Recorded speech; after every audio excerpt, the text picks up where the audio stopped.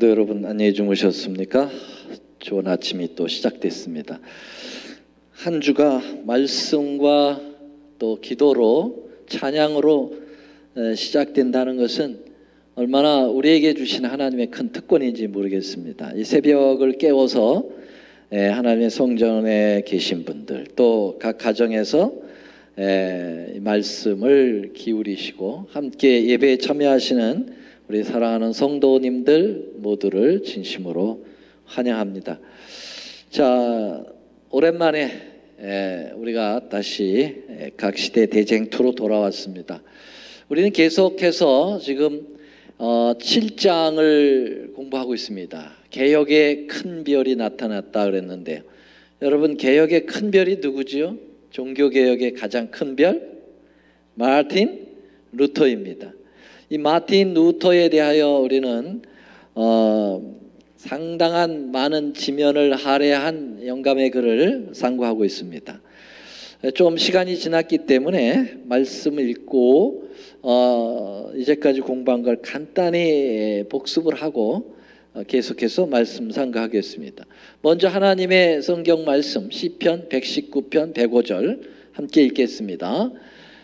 시작. 주의 말씀은 내 발의 등이요 내 길의 빛이나이다.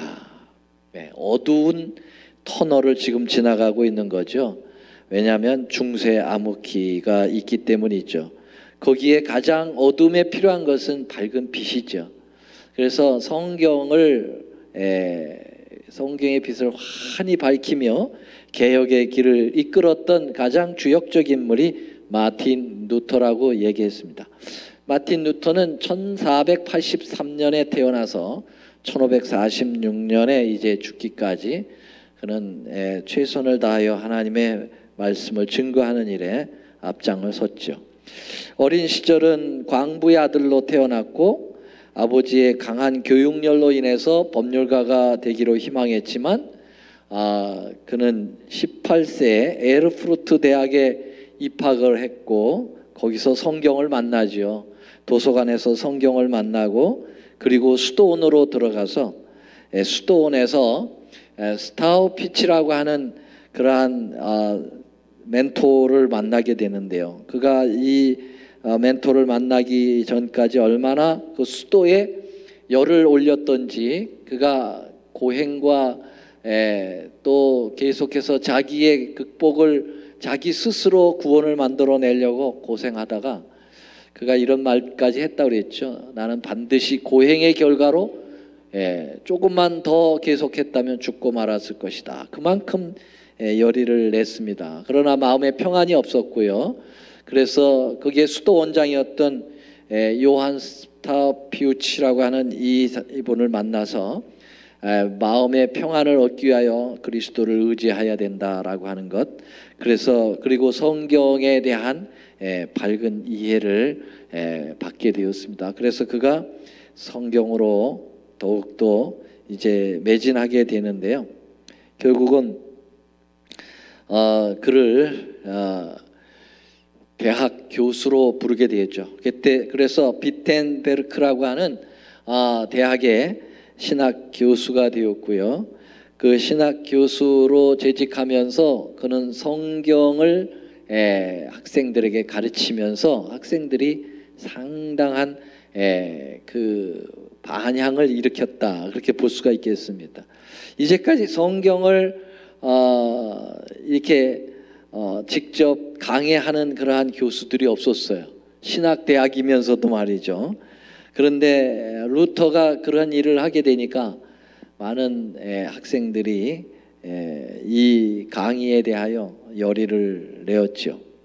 그런 가운데 루터가 항상 그 사제들은 로마를 방문하게 되었죠. 그것은 하나의 과정이었습니다.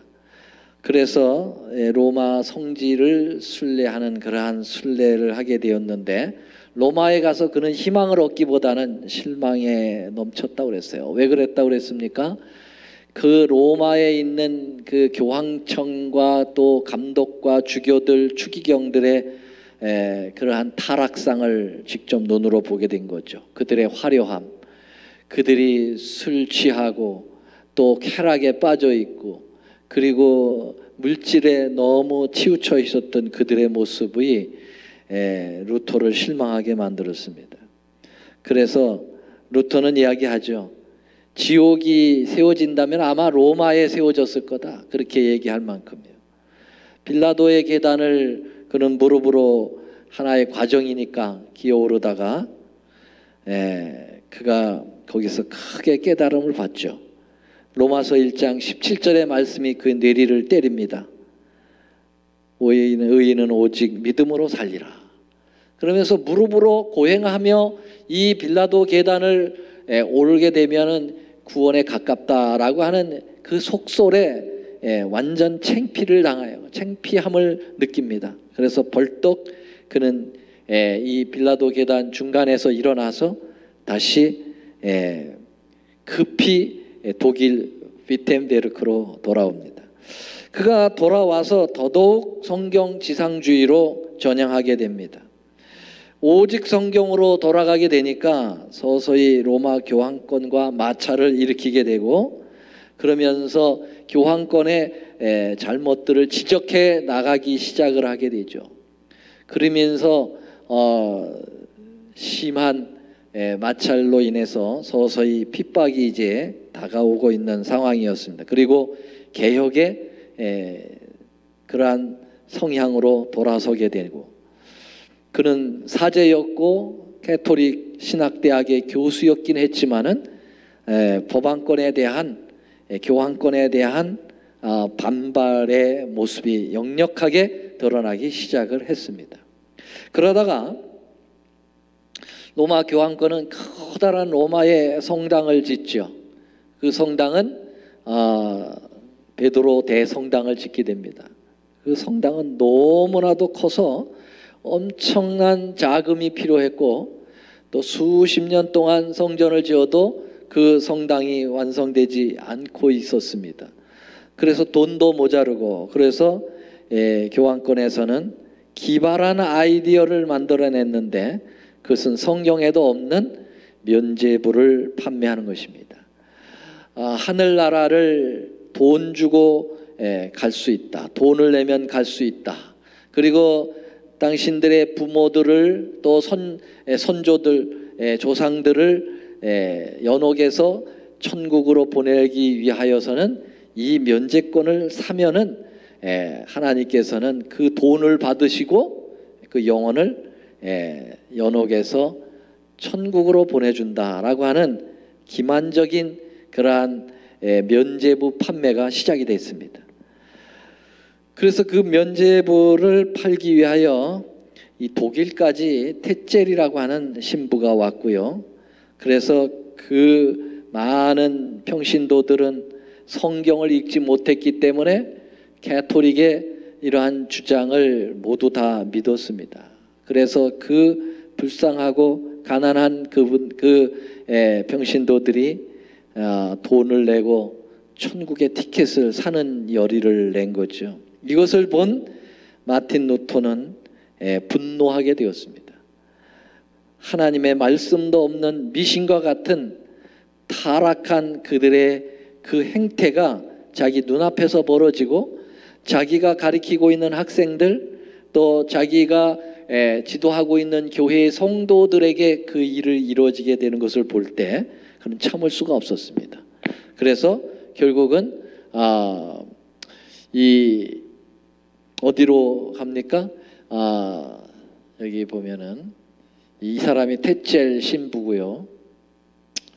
그리고 면죄부를 이렇게 판매를 했고 그래서 결국 1517년 10월 30일 제성절이라고 하는 많은 사람들이 모이는 그러한 절기에 마틴 루터는 이 면죄부가 얼마나 잘못됐는가를 95개조 문항을 만들어 가지고 위텐베르크 주 성당의 그 문 입구에다가 이렇게 못을 박아 걸어 놓았습니다. 이것이 바로 이제 종교 개혁의 시발점이 된 것이죠. 마틴 루터는 이 95개조 반박문을 이 성당에 걸 때만 해도 자기가 종교 개혁을 성공적으로 일으키겠다고 하는 그러한 생각이 없었습니다. 그냥 가톨릭의 잘못된 그것을 고발하려고 하는 그러한 마음에서 이렇게 한 것이지, 이게 요온의 불길처럼 번져나가서 전 유럽을 뒤흔드는, 그리고 세계 역사의 가름길이 되는 그러한 위대한 행위가 될 줄은 자기도 몰랐다고 그랬어요. 하나님께서 역사하신 거죠. 자, 이 반박문을 이 개혁주의에 함께 하고 있었던 사람들이 그것을 떼다가 인쇄소에다 갖다가 맡겨가지고, 그때 이제 마침 구텐베르크라고 하는 인쇄가 발견이 됐죠. 구텐베르크라고 하는 사람이 인쇄를 발견해가지고 대량으로서 이 95계절을 찍어가지고 루터의 허락도 없이 다 뿌려버렸어요. 그래서 이 반박문이 관심 있는 사람들에게 모두 다 읽히게 되었고요. 이러면서 종교개혁의 불길이 번지기 시작을 하게 된 거죠. 지난 시간에 여기까지 공부를 했습니다. 그래서 즉시 교황청에서 이 사실을 알고 소환령을 내렸습니다. 강력한 이제 로마로 루터를 보내라, 루터를 신문하겠다고 법왕 사절단이 이제 법왕으로부터 그러한 소환령을 발리하게 되었는데요. 루터의 친구들이 가지 마라, 가면 죽는다. 그래서 루터를 보내지 않았죠. 루터도 특별한 자기의 생명의 그 보호령이 내리지 않고서는 가지 않으려고 했습니다. 그래서 결국은 로마에서 법왕권에서는 그러면은 우리가 신문단을 보내겠다, 재판 단을 보내겠다, 그렇게 하면서 기다려라, 그렇게 통고가 왔습니다. 자, 이런 상황에서 루터는 이제 그들의 신문을 준비를 거기에 이제 대항하는 준비를 해야 되는데요. 혼자 그 일을 하기에는 너무나도 큰 일이었습니다. 그래서 하나님께서 이때 이제 그의 동역자를 하나님께서는 허락하십니다. 항상 하나님께서는 동역할 수 있는 그런 짝이 필요하죠. 여러분 그분이 누군가 여기 보면은 멜란히톤이라고 하는 사람입니다. 이 멜란히톤은 마틴 루터의 막역한 친구가 되었고요. 마틴 루터가 가지고 있는 개혁 사상을 함께 공유한 그러한 훌륭한 사람이었습니다. 아시다시피 항상 하나님은 중요한 일을 하는 종들에게 이렇게 동역자를 통해서 하나의 시너지 효과를 내는 모습을 보게 됩니다. 여러분, 바울과 바나바가 함께 짝이 되어서 동역자가 되어서 세계 선교 여행을 떠나서 성공적으로 그 사역을 이루지 않습니까? 바울은 성격이 괄괄하고 정열적이고 그러한 면에 있어서 상당히 장점을 가지고 있지만은 세밀하고 또 차분하고 설득력 있고 포용력 있는 부분에 있어서는 바나바를 쫓아갈 수가 없었습니다. 그래서 바나바는 사람이 아주 점잖고 그리고 인격이 성품이 좋고 마음이 포용력이 넓었던 사람이죠. 그래서 이 정열과 이 세밀하고 조직적인 이 바나바와의 그 조율은 굉장히 환상적인 커플이었다, 그렇게 볼 수가 있겠습니다. 그래서 이 하나님께서는 이렇게 짝을 지어서 일을 하시죠. 그 다음에 우리가 지난 시간에 공부했던 것처럼 얀 후스, 그러니까는 잔 후스와 제롬, 이 두 사람도 거의 같은 그러한 조화를 이루었던 사람입니다. 얀 후스는 정열적이고 아주 웅변적이고 그리고 아주 진취적인 사람이었는데, 제롬이라고 하는 이 학자는 상당히 차분하면서도 후스의 개혁을 뒷받침해 줄 수 있는 그러한 아주 좋은 친구였습니다. 둘 다 사형에 이슬로 사라졌습니다마는 순교를 한 훌륭한 분들을 우리가 공부했습니다, 이미. 그 다음에 여러분 19세기의 위대한 20세기 초죠?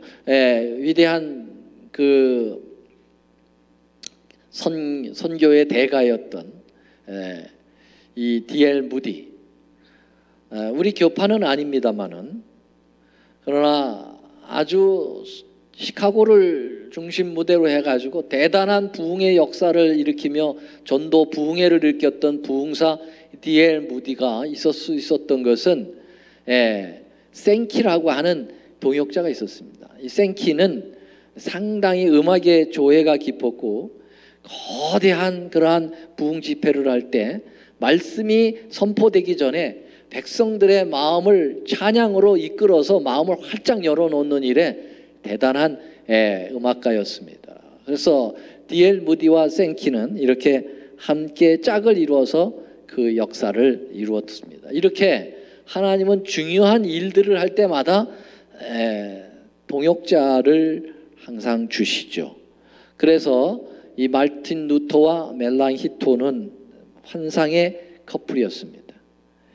멜랑히토는 나이가 젊지만은 겸손하고 내성적인 그러한 면을 가져서 아주 차분하면서도 건전한 판단력과 해박한 지식이 있었다고 그랬어요. 그리고 루터는 굉장히 괄괄한 웅변을 했지만은 이 멜랑히토는 차분차분하면서 매력적인 웅변으로 설교를 했다고 그랬어요. 아주 순결하고 고상한 인격도 갖추어서 백성들에게 칭송과 존경을 한 몸에 받았던 사람이었습니다. 루터가 이제 법왕교의 사절단들이 와서 신문을 이제 앞에 두고 이러한 멜랑히톤의 차분한 그러한 도움을 받았을 때 그는 더 힘이 생기게 되었고 용기가 생기게 되었고 정말 천군만마를 얻을 만한 그러한 하나님으로부터의 선물이라고 생각할 수 있었습니다. 자, 신문 장소는 아우구스부르크라고 하는 곳에가 이제 신문 장소, 이곳으로 나오라, 이제 독일에 있는 것이죠. 루터는 도보로 그곳을 향하여 출발하였습니다. 많은 사람들이 이 아우구브루스크라고 하는 이 신문 장소로 나아가는 루터를 길가에서 가로막고 루터를 가지 말라고 권유했습니다. 이제 루터는 정말 인기 있는 사람이 되었어요. 루터를 모르는 독일 사람들은 없을 정도로 루터의 그 행보는 모든 사람들이 이제 지지하고 있는 바였습니다. 그래서 루터를 아끼는 사람들이 많았다고 봅니다. 그래서 그 행보를 막으면서 권유를 했어요. 가지 말라고. 가면은 분명히 로마로 당신을 끌고 가서 당신을 죽일 거라고. 그러나 루터는 내가 하나님의 말씀을 그들에게도 전해야 되고 그 신문을 말씀으로 이겨야 된다고 하면서 재촉하여 그 길을 계속 걸었습니다. 결국은 루터에게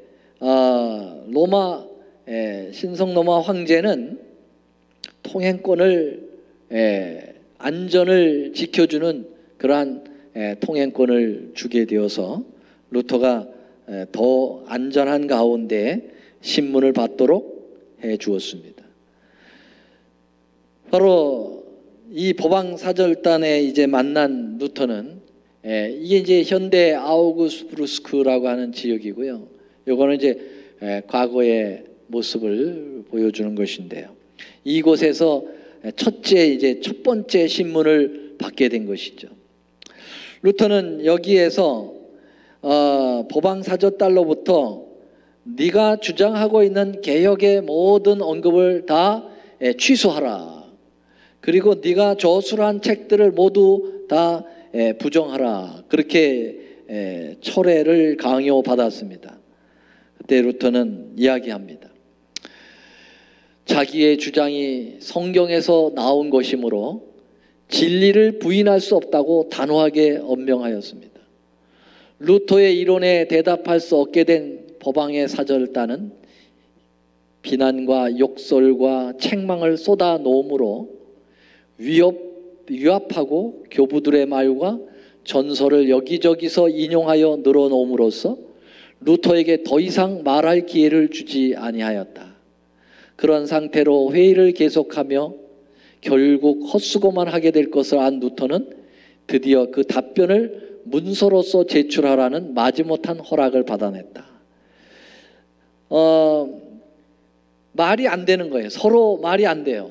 루터는 성경을 중심으로 해서 자기의 주장과 그리고 법왕권의 잘못된 그 비리들과 그리고 이 면죄부에 대한 판매가 얼마나 잘못됐는가를 성경 중심으로 쫙 얘기를 하는데, 이 법왕사절단들은 성경은 제껴놓고 그들의 전통과 그리고 그들의 이제 옛날 교부들의 말들을, 그러니까 전설들이죠. 그 전통들, 유전들을 가지고 계속 핍박을 해대니까 이게 서로 말이 맞아 들어갈 수가 없습니다. 그래서 그들은 이제 루터의 철회를 수용하지 않는 모습을 보고 욕을 하고 분노하고 책망하고 별 일들을 인격적 모독을 가하게 됐죠. 그래서 루터는 우리가 말로서는 서로 이 대화가 안 되니 문서로서 내가 정확하게 나의 의견을 표출할 수 있도록 해달라고 그랬을 때 그것을 허락을 해줘서 루터가 이 문서 답변을 너무 좋아했다고 그랬어요. 왜냐하면 루터는 신학 교수였고 논문도 많이 썼고 많은 연구를 글로써 표현한 저서도 많이 썼던 사람이기 때문에 말로 하는 것보다는 아주 일목요연하게 논리적으로 자기의 주장과 그들의 잘못을 성경적으로 글로써 제출하는 것을 너무 좋아했다고 그랬어요. 그래서 그것을 다 써가지고 다시 이제 그 회의장에 가서 파송된 추기경에게 큰 소리로 낭독을 한 다음에 그것을 넘겨주었습니다.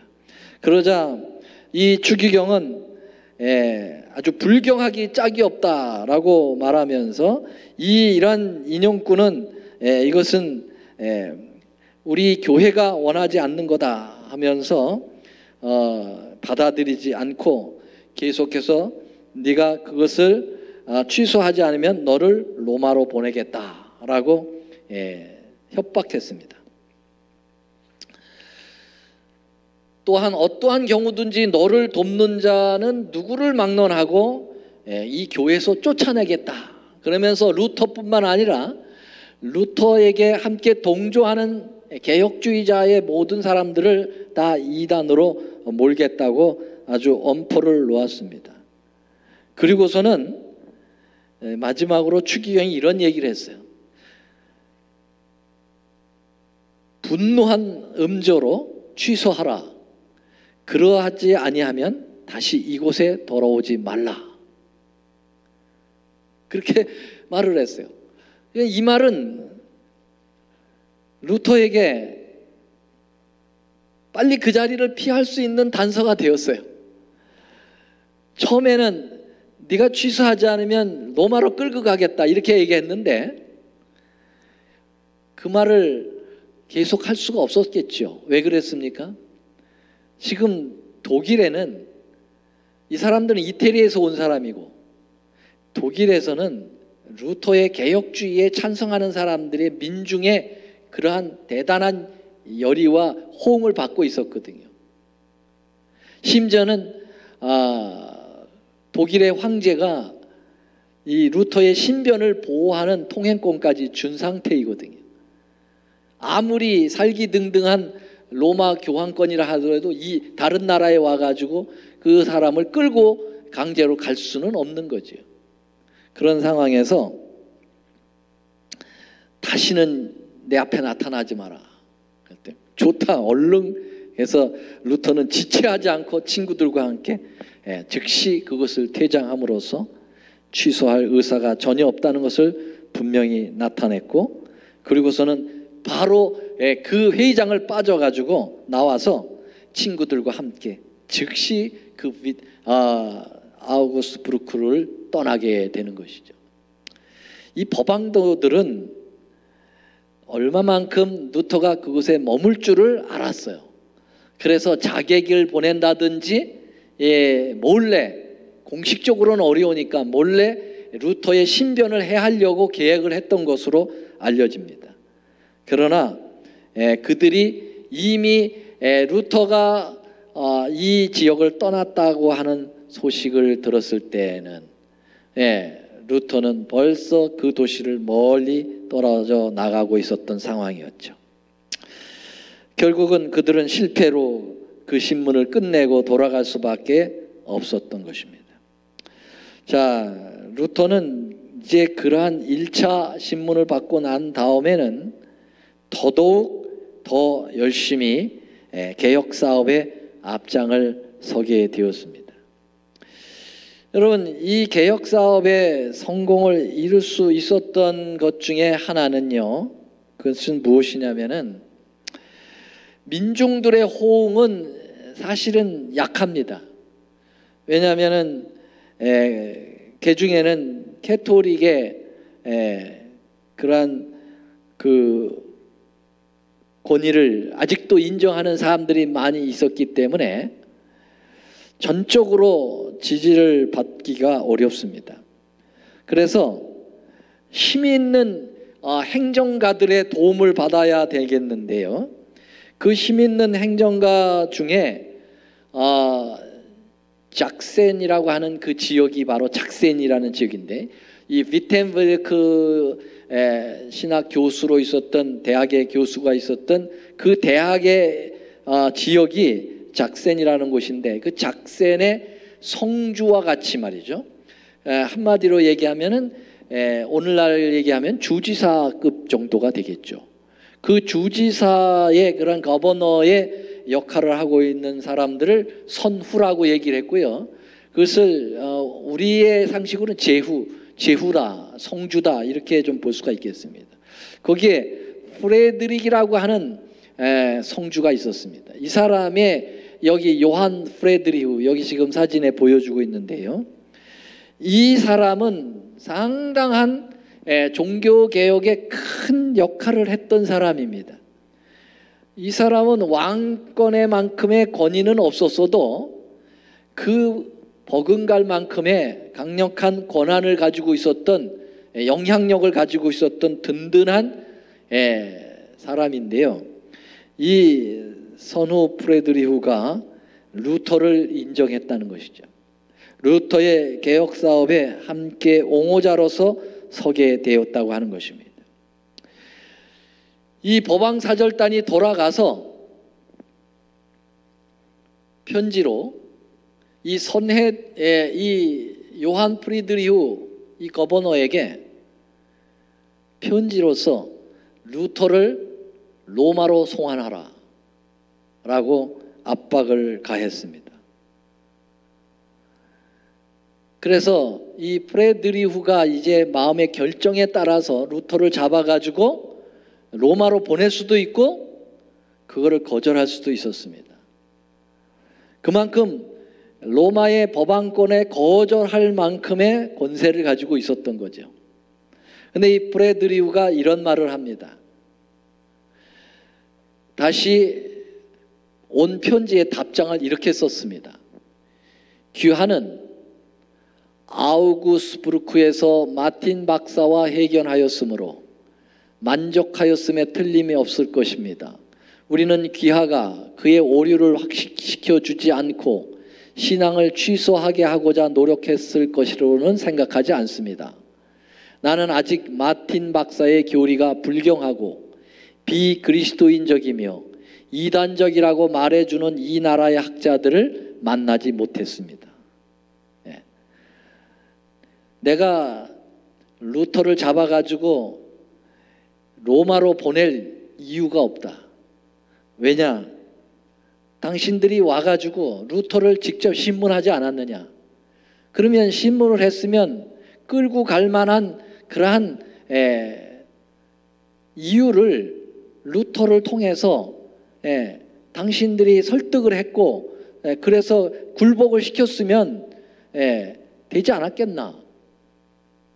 그러면서 나는 우리나라의 많은 신학 박사들 또 많은 신학자들 또 이 지도자들에게서 루터에 대한 글과 그의 주장이 비성경적이라고 하는 것 한 명도 들어본 적이 없다.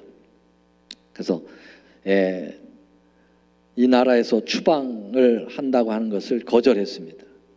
로마로 보내지 않겠다고 아주 공식적으로 선언을 하게 된 것이죠. 자,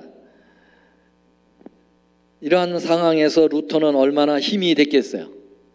이 프레드리흐의 막강한 그러한 행정적 뒷받침을 받으면서 그는 더 많은 책을 썼고 더 많은 설교를 했고 더 많은 그러한 활동을 하면서 이 루터의 글이 점점 더 이제 독일 그리고 그 인근 나라들에까지 다 이 복음이 증거될 수 있도록 길이 열려지게 된 거죠. 그래서 139쪽에 보면 루터의 저서와 교리는 모든 그리스도교국으로 퍼져갔다. 개혁의 사업은 스위스와 네덜란드에서도 일어났다. 그의 저서들은 프랑스와 스페인에도 전해졌다. 영국에서는 그의 교훈이 생명의 말씀으로 받아들여졌다. 벨기에와 이탈리아에도 진리가 전파되었다.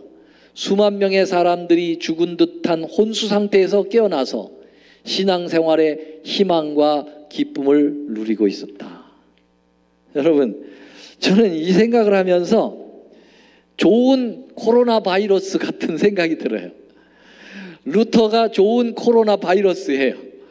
그만큼 이 독일에서 작은 소도시의 위텐베르크라고 하는 그런 작은 도시의 한 일개의 신학 교수가 증거했던 것이 독일 전체를 파급하시고 그 전염이 어디까지 됐다고요? 유럽, 스페인, 영국, 심지어는 교황청이 있는 이탈리아까지 그 바이러스가 들어간 거예요. 복음의 바이러스가 들어간 거죠.